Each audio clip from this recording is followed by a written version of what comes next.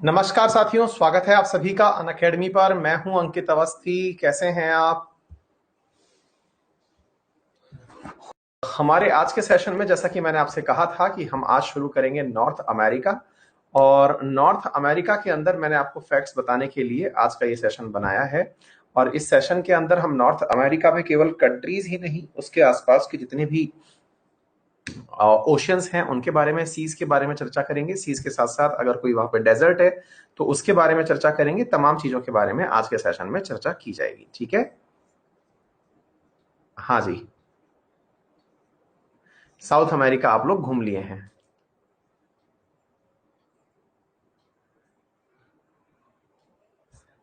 है ना? चलिए शुरू करते हैं साथियों। तो आज के सेशन में जैसा कि आप सभी को मालूम है, नॉर्थ अमेरिका और साउथ अमेरिका ये दो शब्द तो हमने सीख लिए थे। एक बार के लिए आइए दुनिया के मैप के माध्यम से थोड़ा सा सफर कर लेते हैं। आपको मालूम होगा कि वर्ल्ड मैप के माध्यम से हम लोगों ने ये बातें सीख ली थी कि दुनिया के अंदर मैप्स में दिशाओं के आधार पर यानी बोले तो नॉर्थ और साउथ के आधार पर यह निर्धारित किया गया था कि नीचे की तरफ साउथ अमेरिका होगा, ऊपर की तरफ नॉर्थ अमेरिका होगा। लेकिन बड़ा सवाल ये था कि नॉर्थ अमेरिका वालों को लगा कि भैया हम लोग तो थोड़े बड़े वाले लोग हैं, ज्यादा चौड़ा क्षेत्र घेरते हैं और हमारे साथ में मैच नहीं करता ये छोटा सा हिस्सा। ये वाला जो छोटा सा हिस्सा है ये मैच नहीं करता। इसलिए नॉर्थ अमेरिका वालों ने इन्हें अलग अलग नामों से पुकारना शुरू कर दिया। जैसे कैरिबियन कंट्री किसी ने कह दिया, है ना? और फिर क्या हुआ, क्योंकि ऊपर नॉर्थ अमेरिका था, नीचे साउथ अमेरिका था, तो इस बीच वाले क्षेत्र को इन देशों ने सेंट्रल अमेरिका कहना शुरू कर दिया। यानी कि दो चीजें निकल करके आ गई। कौन कौन सी चीजें निकल करके आई? हम लोगों ने ये तो सीख रखा था कि कॉन्टिनेंट केवल 7 हैं। 7 कॉन्टिनेंट में अमेरिका 2 हैं, यूरोप है, अफ्रीका, एशिया, ऑस्ट्रेलिया और अंटार्कटिका। लेकिन हुआ क्या साथियों कि ये जब हम दो कॉन्टिनेंट्स की बात कर रहे थे, तो कॉन्टिनेंट्स की बातों में हमें अचानक पता चलता है कि इन अमेरिकियों को ये बात बुरी लगी। क्या बात बुरी लगी? कि भाई हम लोगों की तरक्की तो बहुत ज्यादा है।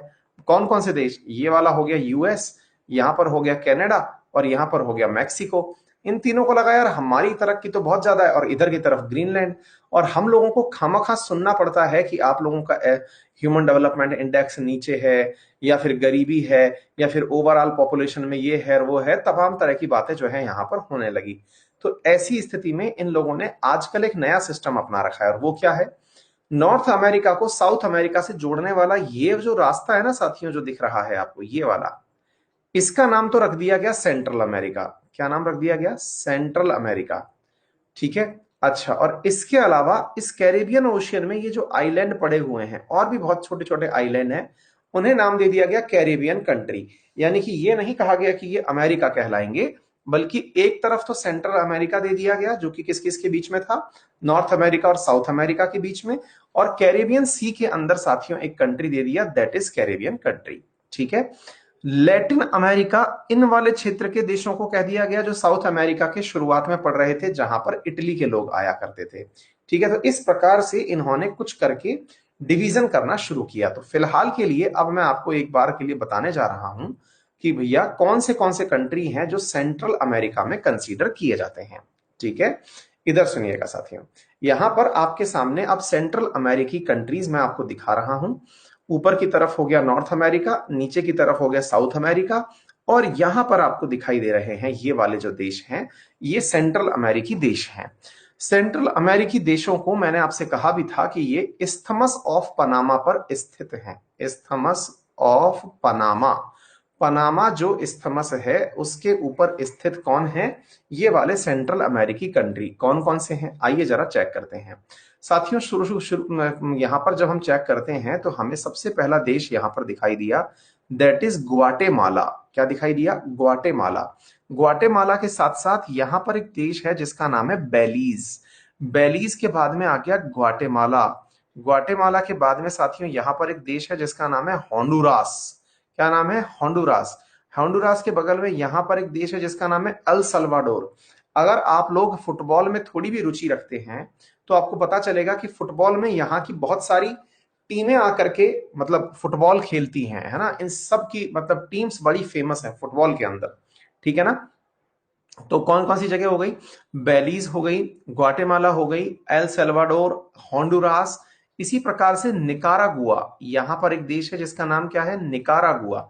निकारागुआ के बाद में फिर एक देश है जिसका नाम है कोस्टा रिका। कोस्टा रिका है ना, इस तरह से समझिए कि दोनों तरफ इसके कोस्ट है, इसलिए कोस्टा रिका। इसी प्रकार से यहां पर एक देश है जिसका नाम क्या है, पनामा। वही वाला पनामा जिसमें से होकर के पनामा कैनाल निकाली गई है। कहां है पनामा कैनाल, तो देखिए ये पनामा है और इस पनामा को बीच में से काट करके इधर देखिए ये गल्फ ऑफ पनामा को इस तरह से कैरेबियन सी से जोड़ते हुए यहां पर एक कैनाल बनाई गई जिसे कि आपने पनामा कैनाल कहा। तो होता क्या है मेरे प्यारे साथियों कि ये वाला जो इस्थमस है इसको काट करके पानी के दो जगह के पानी को आपस में जोड़ दिया गया। तो पनामा इधर और पनामा सिटी जो कि इसकी राजधानी है वो बिल्कुल पनामा कैनाल पर स्थित है, और वहां से होते हुए इस इस्थमस को काट दिया गया और इन दोनों क्षेत्रों को आपस में जोड़ दिया गया। यूं समझिए कि पनामा कैनाल एक तरफ पैसिफिक ओशियन को दूसरी तरफ एटलांटिक ओशियन से जोड़ रहा है, बिल्कुल वैसे ही जैसे स्वेज कैनाल मेडिटेरेनियन ओशियन को हिंद महासागर से जोड़ता है। ठीक है ना। तो इस प्रकार से आप देखिए कि कौन कौन से देश यहां पर निकल करके आए। सबसे पहले बेलीज हो गया, बेलीज के बाद में ग्वाटेमाला, ग्वाटेमाला के साथ में होंडुरास, होंडुरास के साथ में एल सल्वाडोर, निकारागुआ, निकारागुआ के बाद में कोस्टा रिका, कोस्टा रिका के बाद पनामा। ये कुछ प्रमुख देश यहां पर निकल के आए जो कि संख्या में आपको 6 दिखाई पड़ रहे हैं, 7 दिखाई पड़ रहे हैं। 1 2 3 4 5 6 7। ठीक है बेटा, यहां पर आपके सामने ये कंट्री निकल करके आ गए। ठीक है, हाँ जी, Belize, Guatemala, El Salvador, Honduras, Nicaragua, Costa Rica, Panama. ठीक है भैया, चलिए यहां तक की सारी बातें आप क्लियर हो गई होंगी। अब ध्यान से देखिए, यहां पर ना कुछ आसपास जगह हैं जो थोड़ी फेमस हैं, हम उनके बारे में भी चर्चा करेंगे, लेकिन उससे पहले नॉर्थ अमेरिका के चारों तरफ जो बने हुए ओशियंस हैं उन्हें हम थोड़ा जान लेते हैं। क्योंकि नॉर्थ अमेरिका पढ़ा जाए और नॉर्थ अमेरिका के साथ में बने हुए ओशियंस ना पढ़े जाए या फिर उसमें स्थित लेक्स ना पढ़ी जाए तो फिर दिक्कत हो जाती है ना। हाँ जी, तो देखिए साथियों, यहां पर आपके सामने कुछ लोकल लेक्स के नाम लिखे गए हैं या कुछ खास जगहों के नाम लिखे गए हैं, इन्हें एक बार हम पढ़ने का प्रयास करते हैं। देखो भैया, सबसे ऊपर नॉर्थ अमेरिका के जो समुद्र स्थित है उसे हम आर्कटिक ओशियन के नाम से जानते हैं, ये तो हम सब जानते हैं। ये सारी चीजें याद हो जाएंगी, मैं प्रैक्टिस करा दूंगा, थोड़ी ही देर में रुक जाइए, कोई दिक्कत नहीं है ना। ये जितनी भी कंट्री है ना आपने अभी याद करी थी, अभी जैसे आपने याद करी, चलो मैं पूछ ही लेता हूं, कई बार क्या होता है कि हमें विश्वास नहीं रहता कि हमें कुछ याद हुई कि नहीं। सेंट्रल अमेरिका की कंट्री बोलते चलो मेरे साथ में, सेंट्रल अमेरिका कंट्री बोलते चलो भाई।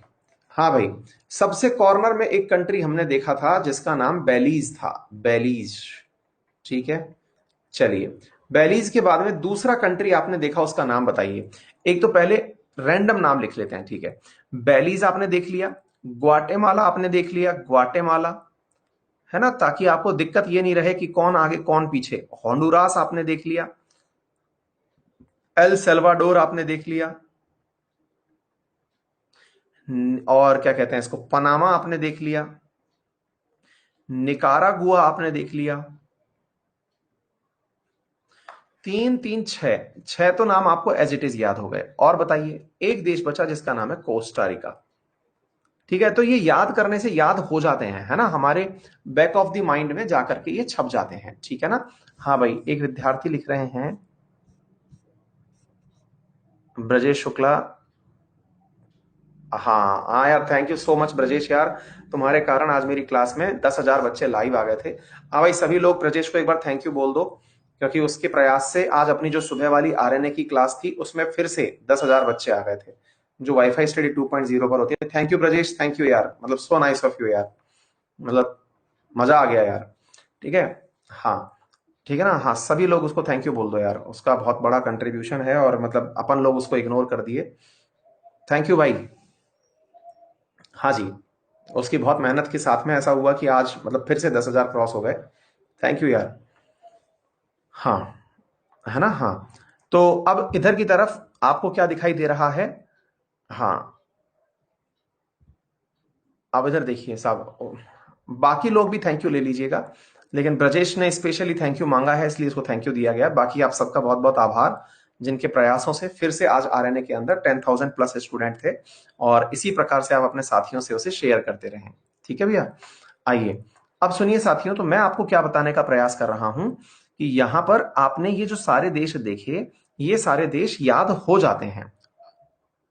हाँ, आइए अब इसके ऊपर की तरफ चलते हैं। तो नॉर्थ की तरफ हमको जो देश दिखाई दे रहा है दैट इज आर्कटिक सी। अब आपको ये सारे के सारे सी याद हो जाएंगे थोड़ी ही देर के अंदर, ठीक है ना? हाँ जी, अभी थोड़ी ही देर के अंदर आपको ये सारे के सारे सी याद हो जाएंगे।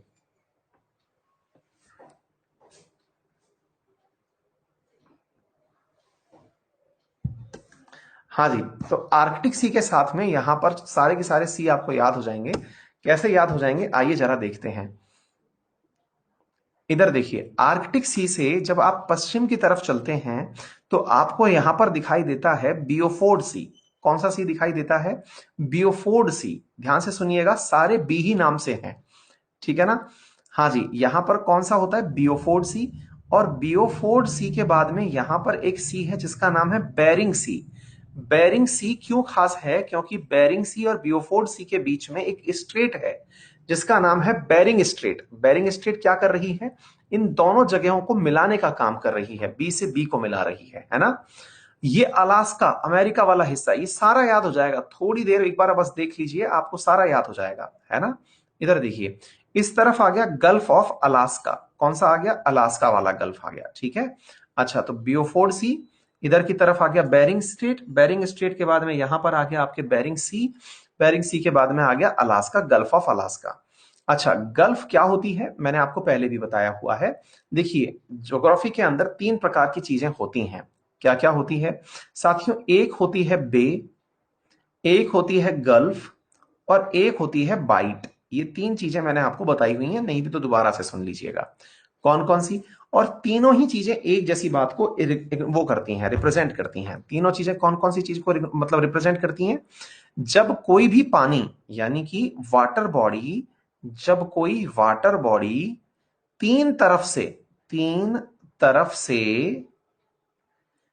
लैंड से घिरा हुआ हो, लैंड से घिरा हो, तो उसे बे भी कहा जा सकता है, गल्फ भी कहा जा सकता है, बाइट भी कहा जा सकता है। एग्जाम्पल के रूप में अगर हम बात करते हैं इंडिया, इधर श्रीलंका, यहां पर इस तरह से जब घूम करके आप आते हैं तो पूरा की पूरा ये म्यांमार, ये पूरा की पूरा थाईलैंड, इसके बीच में यहां पर पानी स्थित है। उस पानी को नाम दिया गया बे ऑफ बंगाल। क्या नाम दिया गया? बे ऑफ बंगाल। तो बंगाल के अंदर बे शब्द क्यों लगाया गया?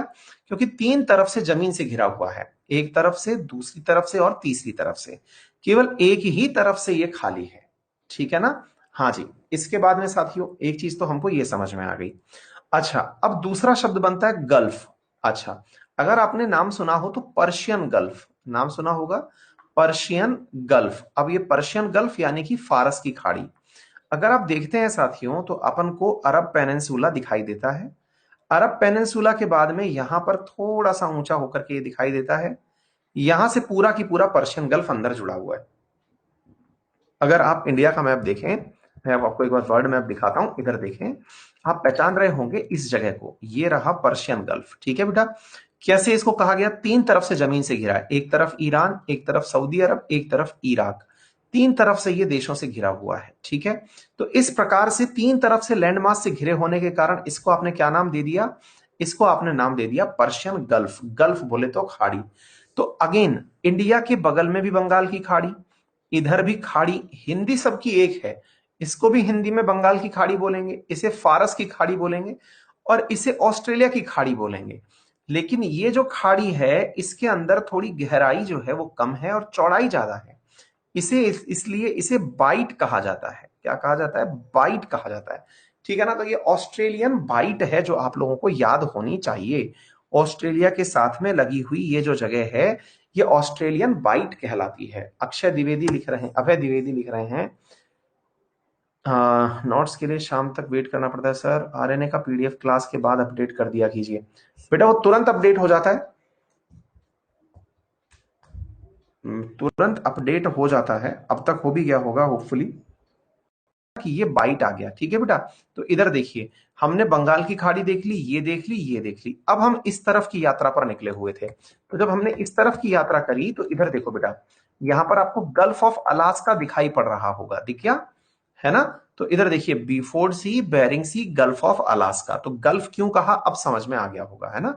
तीन तरफ से पानी से घिरा हुआ है, कैसे, इधर देखिए बेटा, ठीक है। Gulf of Alaska. आगे बढ़ते हैं साथियों, यहां से आगे की तरफ हम इस तरफ का भी थोड़ा सा देख लेते हैं, ठीक है ना। हाँ जी। अब यहां पर आर्कटिक सी के मतलब आर्कटिक ओशन, यहां पर एक बे, अब देखो यहां पर लिखा हुआ है बे, अब आपको समझ में आ गया, बे ऑफ बंगाल की तरह से, है ना। हाँ जी। तो बे ऑफ बंगाल की तरह से यहां पर कौन सा बे हो गया, बैफिन बे। आ गई बात समझ में। पिंकी पूछ रही है क्या अंतर है, मैंने कहा एक ही चीज के तीन नाम है ना, तीन नौ नाम एक ही चीज के हैं, गल्फ, बे और बाइट, तीनों ही एक ही चीज हैं। फर्क सिर्फ इतना है कि साइज के आधार पर कई लोग बाइट को बड़ा मानते हैं, बाकी कोई अंतर है नहीं, जिसको देना है उस हिसाब से नाम दे दिया जाता है। तीन तरफ से पानी से घिरी हुई जगह जो होती है, तीन तरफ से लैंड से घिरा हुआ जो पानी होता है, वो क्या कहलाता है, बे, बाइट अथवा गल्फ कहलाता है, ठीक है ना। तीन तरफ से लैंड से घिरा हुआ। हाँ, जतिन कह रहे हैं कि सर समझ नहीं आया, शायद आपने उल्टा बोल दिया। कोई बात नहीं जतिन, तुम सुल्टा समझ के पढ़ लो, है ना, थोड़ा सा तुम्हारा नॉलेज भी ज्यादा है, तो हो सकता है कि तुम्हें वैसे समझ में आ जाए बेटा, है ना। तुम थोड़ा सीधा करके पढ़ लो, है ना, ज्ञान देने आए चच्चा, ठीक है। तो मुद्दा समझ में आ गया, तीन तरफ से लैंड से जो घिरी हुई जगह हो गई वो क्या कहलाई, बे, बाइट और गल्फ हो गया। अच्छा, अब एक बात नोटिस करिए, इधर की तरफ बेफोर्ड हो गया, इधर की तरफ बेरिंग हो गया, इधर की तरफ बफिन हो गया। तीन चीजें समझ में आ गई। अच्छा, अब थोड़ा सा आगे चलते हैं। इस तरफ से जब नीचे निकले तो यहां पर एक जगह है साथियों, लेब्राडोर नाम से। उस लेब्राडोर के कारण इस जगह का नाम लेब्राडोर सी है। जैसे अरब के पास में अरेबियन सी है ना, जैसे अरब के पास में अरेबियन सी है, बिल्कुल वैसे ही लेब्राडोर के पास में लेब्राडोर सी हो गया, ठीक है ना।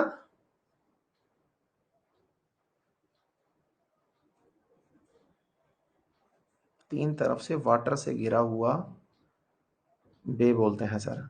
एक विद्यार्थी ने अपना नाम भी पापा जी रखा हुआ है, और वो कह रहा है तीन तरफ से पानी से घिरी हुई जगह को बे बोलते हैं। बहुत बढ़िया बेटा। पापा जी, आपके किसके पापा जी हैं ये तो पता नहीं, क्योंकि आपको अपने नाम के आगे पापा जी लगाना पड़ रहा है, शायद आपको ये सुख अभी तक मिला नहीं है, लेकिन फिर भी पापा जी आप जिसके भी हैं, तीन तरफ से जो पानी से घिरी हुई जगह होती है ना बेटा जी, आप हमारे बेटा जी हैं। पापा जी सुने, जो आप हमारे बेटा जी बने बैठे हैं, तीन तरफ से जमीन जो पानी से घिरी हुई जगह होती है उसे पेनिनसुला, प्रायद्वीप कहते हैं। मुफ्त में ज्ञान की बारिश मत करिए ना, हम लोग कर रहे हैं ऑलरेडी, ठीक है ना। उसे पेनिनसुला कहते हैं, ठीक है। हाँ जी। अब इधर देखिए साथियों, क्लियर हो गया। हाँ, तो इधर सुनिए, तो ये बैफिन बे के बाद में लेब्राडोर सी, जैसे इंडिया क्या है, इंडिया एक पेनिनसुला है, क्योंकि ये तीन तरफ से पानी से घिरा हुआ है, अरब सागर से, इंडियन ओशियन से, बंगाल की खाड़ी से, तो ये प्रायद्वीप कहलाता है, ठीक है। हाँ जी।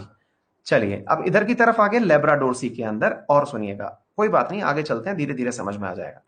तो यहां से आगे ये वाला जो जगह है जो आपको कनाडा वाला दिखाई दे रहा है, यहां पर हडसन बे स्थित है, क्योंकि हडसन सिटी भी है यहां पर। तो ये हडसन बे, अगेन फिर से बे, तीन तरफ से लैंड मास, 1 2 3 और बीच में पानी, ठीक है बेटा। चलिए आगे चलते हैं साथियों। अब यहां पर पांच प्रमुख लेक हैं जिन्हें ग्रेट लेक कहा जाता है, जो कि अमेरिका की एक विशेष पहचान है, जिन्हें मैं अलग से पढ़ाऊंगा। और ये ग्रेट लेक्स में से चार लेक ऐसी हैं जो कि अमेरिका और कनाडा के बीच में बॉर्डर बनाती हैं, है ना। इन्हें हम होम्स के नाम से शॉर्ट फॉर्म में याद करते हैं, और बच्चों ने याद कर भी रखी हैं, वो खैर अलग से बात है, हम उसे बाद में पढ़ेंगे। तो बैफिन हो गया, हडसन हो गया, ग्रेट लेक्स हमको पता ही है, इसके बाद में इधर की तरफ लेब्राडोर हो गया। नीचे की तरफ चल रहे हैं तो अटलांटिक सी। साथियों ये वो वाली जगह है जहां पर सरगासम शैवाल पाई जाती है, क्या पाई जाती है, सरगासम नामक शैवाल पाई जाती है। और सरगासम नामक शैवाल के कारण इस क्षेत्र को सरगासो सी कहते हैं। क्या कहते हैं, सरगासो सी, जहां पर बरमूडा स्थित है। तो बरमूडा के पास में बरमूडा ट्रायंगल, और वहीं पर सरगासो सी के कारण सरगासम शहर, है ना। और उसी के अंदर की तरफ ये सेंट्रल अमेरिका और इन कैरेबियन कंट्रीज के बीच में कैरेबियन सी स्थित है। मैक्सिको के बीचों बीच ये वाला जो क्षेत्र है ये गल्फ ऑफ मैक्सिको कहलाया, ठीक है ना। इसी प्रकार से मेरे प्यारे साथियों, इस वाले कॉर्नर पर, यानी कि जो आपका वेस्ट वाला एशिया क्षेत्र है, इसे पैसिफिक सी कहा गया। अब यहां पर देखिए अगेन, ये आपको फिर से दिखाई पड़ रहा होगा कि अंदर की तरफ देखो पानी घुसा हुआ है, ठीक है ना। अब यहां पर देखिए, ये फिर से एक लैंड मास, दूसरी तरफ से लैंड मास, तीसरी तरफ से लैंड मास, ठीक है ना। तो बेटा इसको फिर से आपने गल्फ नाम दे दिया, ठीक है। तो गल्फ ऑफ कैलिफोर्निया।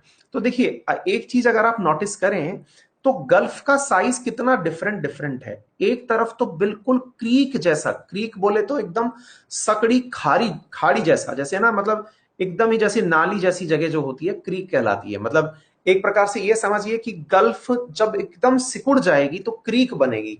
तो वैसा ही ऐसा लग रहा है कि यहां पर क्रीक जितना पानी भरा हुआ है, तो इसे गल्फ ऑफ कैलिफोर्निया नाम दिया गया है, ठीक है बेटा। अच्छा, ऐसे ही गल्फ ऑफ अलास्का आपने यहां देखा, ऐसे ही गल्फ ऑफ मैक्सिको आपने यहां देखा। अगर आप नोटिस करें तो गल्फ जो शब्द है, उस गल्फ शब्द का उपयोग तीन अलग अलग रूप में हुआ है। सबसे बड़ी गल्फ ऑफ अलास्का, फिर गल्फ ऑफ मैक्सिको, फिर गल्फ ऑफ कैलिफोर्निया। साइज तीनों में अलग अलग है, कोई स्पेसिफिक साइज इसकी नहीं होती। किसी भी साइज के आधार पर इसका निर्धारण नहीं किया जाता कि भाई इस कारण से इसको ये कहा जाएगा, ठीक है ना। ठीक है बेटा, यहां पर कैलिफोर्निया नामक जगह स्थित है, ये मैंने आपको बता दिया, ठीक है। Clear. Bermuda triangle, Bermuda triangle बेटा क्या है कि ये वाली जो जगह है ना आपकी, विशेष रूप से ये जो कैरेबियन सी वाला स्थान है, ट्रॉपिक ऑफ कैंसर वाला स्थान, यहाँ पे होता क्या है कि यहाँ पर समुद्र के अंदर चलते हुए जो जहाज हैं वो पानी के भीतर डूब जाते हैं। मतलब कई बार ऐसी आपदा देखी गई है कि उनका जल स्तर कम हो गया और वो पानी के गहराई में डूब गए। डूबने के पीछे जब पता चला तो कारण कहा गया कि यहां पर एक तो उच्च दाब का क्षेत्र बनता है, हाई प्रेशर जोन बनता है, और दूसरा ये कहा गया कि यहां पर एक शैवाल पाई जाती है, और उस शैवाल का नाम है साथियों सरगासम शैवाल।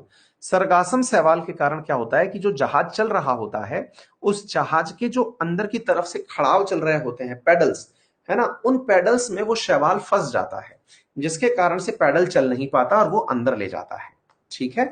तो उम्मीद है आप लोगों को ये बात समझ में आई होगी, ठीक है बेटा। चलिए, हाँ भाई, अब बहुत सारे शैवाल बोले तो एलगी, एलगी है ना। सब पहले से बनाए हैं या बाद में बने हुए हैं? मनु बता, पहले से बने हुए हैं, है ना। हाँ सर, फिर गल्फ ऑफ बे में क्या अंतर है? अब है बेटा, कोई भी अंतर नहीं है, केवल इसको इस तरह से समझिए कि केवल अपनी अपनी सहूलियत के हिसाब से, किसी को लगा कि उसका पानी जो है वो गल्फ है तो उसने गल्फ रख दिया, किसी को लगा कि उसका पानी बे है तो उसने बे रख दिया, किसी को लगा बाइट है तो बाइट रख दिया, है ना। है तीनों की हिंदी खाड़ी, ठीक है, तीनों को ही खाड़ी के नाम से जाना जाता है, ठीक है। चलिए तो आगे चलते हैं साथियों। तो हमने लगभग एक बेसिक इंक्वायरी ले ली है कि कौन सा क्षेत्र किस नाम के नाम से जाना जाएगा। एक बार हम इसकी प्रैक्टिस भी कर लेते हैं। चलिए बताते चलिएगा, आपके साथ में ही डिस्कस करता चल रहा हूं। आपको ये जगह तो अलास्का के नाम से मालूम हो ही गई है। यहां पर एक जल संधि है, उस जल संधि का नाम बताएं, उस स्ट्रेट का नाम बताएं। उस स्ट्रेट का नाम है साथियों बेरिंग स्ट्रेट। क्या नाम है? बेरिंग स्ट्रेट नाम है, ठीक है। अच्छा, यहां पर एक समुद्र पाया गया है, उस समुद्र का नाम क्या है? बियोफोर्ड सी। क्या नाम है? बियोफोर्ड सी। अच्छा, इसके बाद में एक बी नाम से यहां पर भी समुद्र पाया जाता है, जिसका नाम क्या है? बैफिन बे। क्या नाम है? बैफिन बे। क्लियर हो गया? ठीक है। ऐसे ही यहां पर एक समुद्र पाया जाता है जो कि बी से ही शुरू है। बै ये सॉरी, मतलब यहां थोड़ा नीचे आ गया, मैं इस तरफ की बात कर रहा हूं। यहां बी से शुरू है तो वो बेरिंग स्ट्रेट की तरह ही बेरिंग सी है ना। यहां पर ये वाली जो जगह मैंने पर्टिकुलरली मार्क की है, इस जगह को क्या नाम दिया गया? Gulf of Alaska. क्या नाम दिया गया? Gulf of Alaska. क्लियर?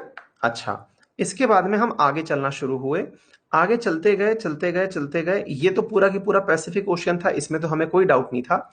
हम थोड़ा जब नीचे की तरफ चलते गए तो यहां पर हमें ये दिखाई दिया, देखिए, ठीक है।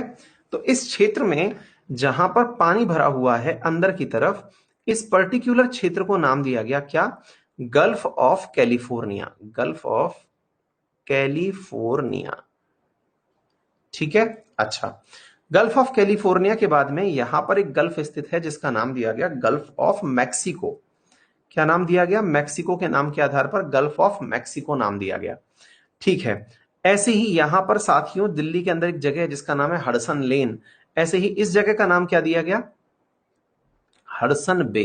हडसन बे नाम दिया गया। यहां पर एक लेब्राडोर नामक जगह है, इसके आधार पर इस जगह का नाम क्या दिया गया? लेब्राडोर सी। क्या नाम दिया गया? लेब्राडोर सी। अच्छा, इसके साथ साथ जब लेब्राडोर सी कर दिया आपने, नीचे की तरफ उतर के आए, अटलांटिक ओशियन आ गया। यहां पर मैंने आपको बताया था कि एक क्षेत्र है जहां पर क्या डूब जाते हैं? जहाज डूब जाते हैं। उस समुद्र का नाम क्या रखा? Sargasso Sea. क्या नाम दिया? सरगासो सी नाम दिया उसका। ठीक है बेटा। अच्छा, यहां पर सरगासो सी के बाद में इस तरफ का जो पानी है इसका नाम क्या दिया हमने बेटा? इसका नाम दिया हमने कैरेबियन सी।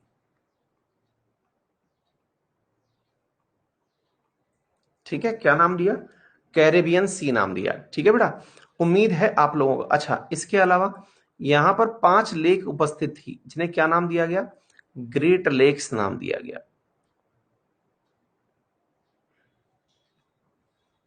जिन्हें शॉर्ट फॉर्म में आपने होम्स के नाम से याद रखा हुआ है। ठीक है ना? क्लियर? ठीक है। अच्छा, तो ये सब चीजें मैंने आपको बताई।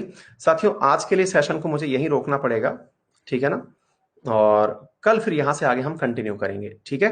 तो कुछ कारण है, कुछ कारणों से मुझे कहीं जाना है, इस कारण से मैं आपका सेशन अभी यहीं रोक रहा हूं। ठीक है? तो रेफरल कोड अंकित10 यूज कर लीजिए और क्लासेस को एक्सेस कर लीजिए। कल फिर मुलाकात होती है इसी सेशन में। तब तक के लिए धन्यवाद।